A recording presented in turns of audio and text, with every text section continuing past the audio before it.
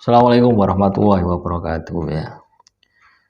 Jumpa lagi saudaraku. Jumat Pahing ya. Menanggapi komentar saudara kita. Saya lahir Jumat Pahing tanggal 23 Februari. Selalu mimpi ketakutan, diikutin ular. Loh, kalau Anda mimpi ya, mimpi-mimpi yang menyeramkan, itu tanda adanya gangguan sukma Anda. Ya, kenapa kok gangguan sukma? Ya, karena Anda alam nyata, ya, tapi alam bawah sadar Anda. Jadi yang bisa menangkap itu adalah sukma Anda. Ketika Anda tidur itu kan sukma aktif itu. Anda bisa melihat, wah dikejar-kejar ular. Ya, mimpinya sangat menakutkan. Lah, terus solusinya bagaimana? Ya ditirakati gitu ya. Tidak cukup Andanya berdoa gitu loh ya. Mau ayat kursi misalkan sebelum tidur baca ayat kursi, baca An-Nas, Al-Falaq, tidak cukup dengan itu. Ya, bisa jadi makhluk ini sudah ada di dalam tubuhmu. Ya, inilah yang harus kita waspadai. Gitu. Loh, saya ngomong semacam ini bukan katanya teman-teman ya, tapi fakta. Gitu. Saya juga pernah mengalami ya.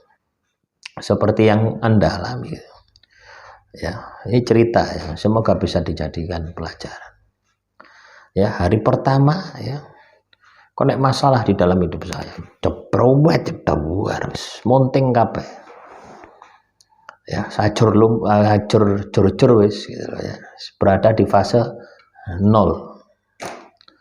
ya. Hari pertama itu mimpi ini sing wis gak enak wis. Ngimpi kawelet ambek makhluk halus ya.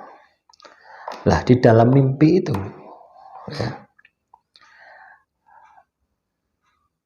semalam itu kan lama loh teman-teman ya, misalnya jam 9 ya, jam 9 sampai subuh itu kan ya lama loh itu saya bangun ya, berkali-kali bangun, tapi berkali-kali mimpinya nyambung gitu ya. Mimpinya ya itu menyeramkan wis. Mimpinya itu saja menyeramkan, harus pokoknya sesuatu yang tidak enak mimpinya itu. Nah, terus apa yang saya lakukan? Itu masih hari pertama ya.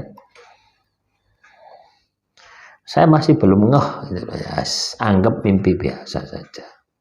Hari kedua, mimpi yang sama, juga berkali-kali, sampai saya itu pindah tempat tidur. Ya. Masih tetap mimpi yang sama. Nah, berarti kan memang sengaja gitu. Ya. Nah, besoknya hari ketiga saya sudah merasakan, wah ini serangan sihir ini, teluh santet ini. Ya. Akhirnya yang saya lakukan adalah tirakat. Saya mulai membaca. Ya, ilmu-ilmu yang pernah saya pelajari dulu waktu ngaji dulu ya. Tak pocok kabeh. Nah, jadi tak sanggung teman-teman. Wis, ayo buat saya tidur. Ya. Ayo kita nanti ketemu di alam tidur, di alam mimpi saya. Ketemu tak batin, tak sambat tak batin seperti itu. Apa yang terjadi? 2 tahun tidak bisa tidur malam teman-teman. Ya, jadi tidak bisa tidur. Jadi kalau malam itu gelisah. Tidak karu-karuan sampai pagi. Kadang tidurnya itu ya jam 7 itu baru tidur. Ya.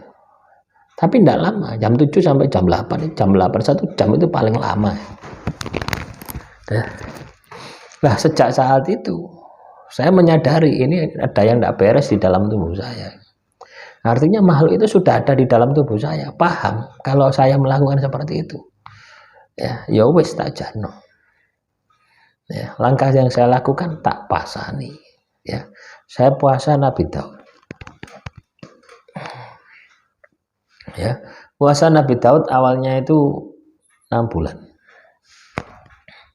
Sehari puasa, sehari tidak. Itu makanya bila ruh ya. Wah, di situ diperlihatkan teman-teman ya, diperlihatkan. Ya, bahwasanya memang ada serangan sihir, teluh santet itu. pelakunya juga kelihatan, ya, dukunnya juga kelihatan, sampai alamatnya, rumahnya lengkap, jalan-jalannya itu lengkap, ancar-ancar omah itu lengkap, sak gambare wong, sak demite, sak sing ngongkon itu lengkap. Itu 6 bulan, ya. Nah, 6 bulan itu kelihatan semua. Terus tak tambah lagi 1 tahun, dari 1,5 tahun itu untuk puasanya, ya. Nah, untuk amalan-amalannya wes banyak sekali. Amalan ilmu hikmah itu wes mau macam-macam amalan kedikdayaan itu, ya. Asma Sungai Raje, kulhu geni, kulhu sungsang, kulhu derga, asma suryani, ya. Asma Singaraje, asma Sungai Raje, ya. Rotibul atos, rotibul haddad, wirid sakron, hisib nasor, tak umpamal kabeh pokoknya, ya. Plus wirid-wirid pendek-pendek itu, ya. Saya berpikir semacam ini, logikanya semacam ini, habis petahan ini. Kamu tidak apa-apa, makhluk ya, tak batin dalam batin saya, kamu tidak apa-apa berada di dalam tubuh saya, tapi kuat no dewi, habis aku tidak ngusir kamu, ya. Waktu itu seperti itu, karena saya tahu pola kerjanya itu, ya. Keberadaan makhluk halus di dalam tubuh kita itu kan energi negatif. Kita kena serangan sihir, itu berarti petunjuk bahwasanya energi saat itu kita sedang negatif. Maka saya berpikir bagaimana merubah energi negatif yang ada di dalam diri saya menjadi energi positif. Ya, uripku tak gawe ibadat tok wis. Loh, pada waktu itu ya kondisi loro-loroan loh teman-teman, ya. Kerja ya ndak iso, jadi pengangguran wis. Ya, makan dari hasil rumah itu tak kontrakno, ya. Ya itu. Ya, motor tak jual, pokoknya barang-barangku tak kayak mangan, tak kayak istirahat total wis waktu itu, tak gawe tirakan. Nah, yuk pengeluarannya sedikit sekali tuh. Wong saya itu makan itu, ya, nasi putih itu, ya, kadang ngambil timun, ya. Timun tolekno sambel, gawe poso itu, ya, waktu itu. Jadi pengeluaran ya cukup lah gitu, ya. Wah, reaksinya ketika saya mulai puasa, wah, reaksinya penampakan, wis. Ya, ketika wirid penampakan ada pocongan, ada kuntilanak, ada wewe gombel, wes. Ya, saya berada di Malang, saya wirid, saya lihat di rumah ini rumah ini, itu seperti kebun binatang. Ya, dalam batin saya, loh, rumahku ini kok kayak gini gitu. Saat wirid itu tiba-tiba nerawang sini gitu loh, ya. Sangat jelas sekali, loh, rumahku ini kok ditempati kono monyet, ono kuntilanak, ono sembong barangkali loh. Nah, itulah. Ya, itu sihir itu seperti itu. Apa yang saya lakukan? Tahu porus tak genjot, malah semangat wis. Tidak mikir saya wis, bahkan di dalam diriku gak apa-apa. Yang penting apa? Aku tirakat itu bisa menikmati loh. Kapan meneh aku bisa menikmati tirakat semacam ini? Loh, ini adalah berkah dari Tuhan. Aku ndak iso turu 2 tahun. Tak gawe tirakat, teman-teman. Ndak iso turu 2 tahun loh. Bayangno. Ya, ndak iso turu bengi 2 tahun. Bayangno. Yo lek kerja sip malam ngono ndak apa-apa. Lagi ndak ono penggawean kok. Nah, terus kegiatan apa yang saya lakukan? Tak gawe zikir, tak gawe wirid. Jadi wirid zikir itu tak susun sampai pagi.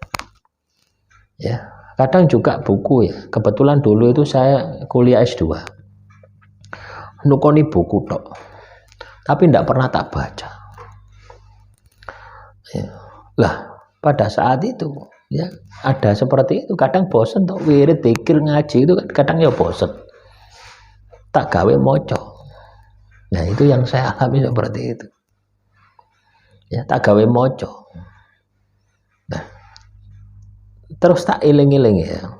Ternyata sebuah peristiwa di dalam kehidupan seseorang, ketika terjadi sesuatu yang besar, itu jauh sebelumnya itu Tuhan sudah memberikan petunjuk. Ya, contohnya saya beli buku ini. Ya, beli buku ini waktu itu 2011. Saya kejadian hancur itu 2017. Loh. Enggak menyangka loh gitu loh ya. 2011 saya beli buku. Enggak ada tujuan ya beli buku ya. Ketok buku. Ya.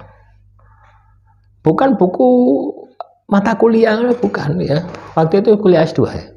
Bukan buku itu ya. Ya buku manajemen ya, buku psikologi gitu. Ya, kadang ya ke Surabaya itu daerah mana itu BPJS itu ada buku-buku ya, wong jual buku-buku yang sudah lama tapi baru ya, yang enggak laku itu kadang saya sering di sana beli, kan murah toh, 20 30 ya. Nah itu, nah itulah teman, ternyata tanda-tandanya itu ada ya. Nah itulah, jadi kalau teman-teman Jumat Pahing mengalami kondisi seperti yang dialami saudara kita ini ya, mimpi buruk itu tirakatolo ya, paling enak itu ditirakati poso mutih seminggu. Nanti kalau misalkan di situ ya, memang ada gangguan sihir, pasti akan muncul, pasti Anda akan dapat petunjuk ya.